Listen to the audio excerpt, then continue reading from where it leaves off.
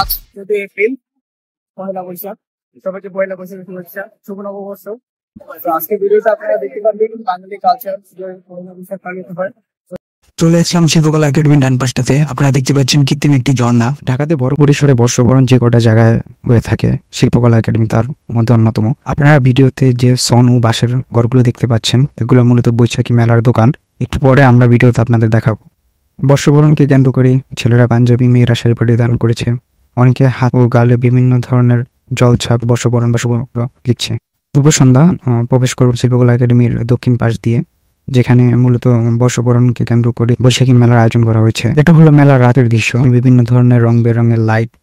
মেলা হবে আর নাগরদোলা থাকবে না তা তো কখনই হয় না।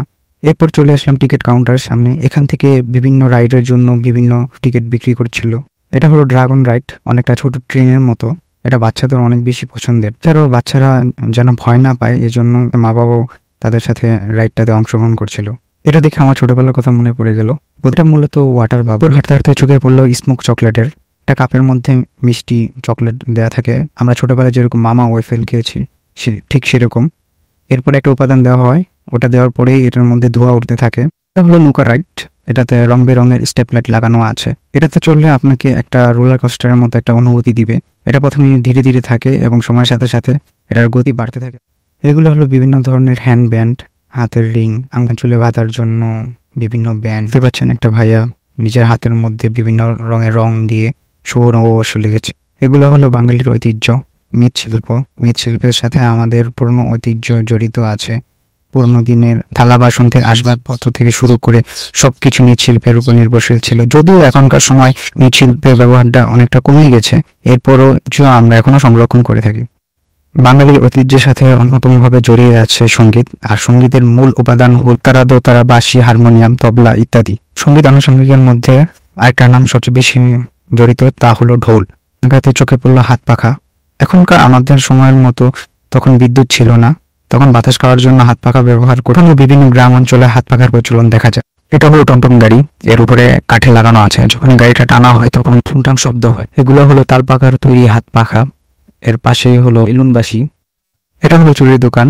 বাঙালি নারীদের অন্যতম পছন্দের দোকান এটি। শাড়ি পরলে চুড়ি পরা ম্যান্ডেটরি। এখানে বিভিন্ন ধরনের চুড়ি পাওয়া যায়, যেমন রেশমি চুড়ি, কাঁচা চুড়ি, জরি চুড়ি ইত্যাদি।